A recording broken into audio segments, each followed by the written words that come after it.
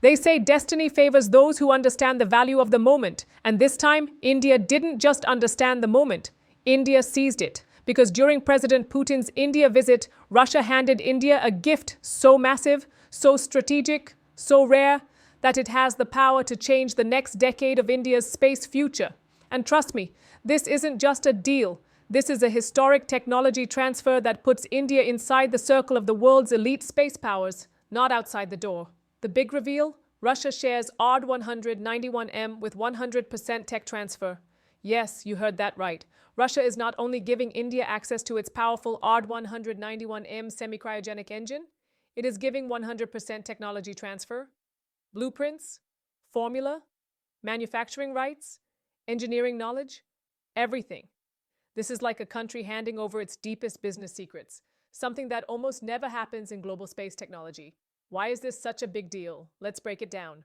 What makes cryogenic engines the kings of space? Rockets use three types of engines: solid, liquid, cryogenic. But cryogenic engines are the undisputed champions because they run on the coldest, most powerful fuels: liquid oxygen, LOX, plus liquid hydrogen, LH2. This combination gives rockets insane thrust, letting them carry massive payloads into higher orbits. India already has cryogenic engines. But here's the catch. India's current engine can carry only approximately 4 tons to GTO. But with RD-191M, India jumps from 4 tons to nearly 60 tons. Yes, 60. This isn't growth. This is a quantum leap. An 80 to 90% jump straight into the heavyweight club. What this means for India: 1. India becomes fully independent in high-mass satellite launches. No more depending on SpaceX or foreign rockets to launch heavy communication or military satellites. 2. India enters the League of Elite Launch Nations: USA, Russia, China, Europe. Now India stands shoulder to shoulder with them. 3. India's military satellite capability becomes unstoppable heavy ISR, early warning, encrypted communication satellites. India can launch all of them on its own. 4. India's future rockets will be fully indigenous. With TOT, India won't just build engines. India will build better versions designed for future generations of heavy-lift launch vehicles. 5. India becomes a major player in the global space economy, from deep space missions to global satellite launches. ISRO can now compete directly with NASA, ESA, and even SpaceX. How India got the deal. The real story: Russia had only one condition: we will supply the engine, but not the tech. India said, no engine, only technology. Because if India accepted the engine, India would stay dependent forever.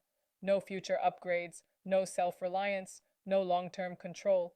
But Russia today is under economic and space pressure. India offered the money and the trust, and Russia finally said yes.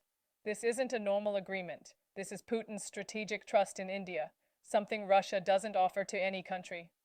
But wait. There's more. Inside sources already suggest that the next big discussion includes 100% TOT for the S-400 air defense system. If that happens, India becomes one of the very few nations capable of manufacturing its own high-end long-range air defense systems and even exporting them. This changes India's position in the global defense market forever. The next 24 to 48 hours, the world is watching, because this deal officially pulls India up to the category of the US, Russia, China, Europe in heavy lift space capability. This is the moment India proves India can negotiate, India can demand, India can lead. And yes, India can achieve anything it sets its mind to. RD-191M's full tech transfer is not just a deal, it is not just cooperation. This is Putin's gift to India's new space era, India's entry into the global Space Superpower League, the birth of India's unstoppable space dominance.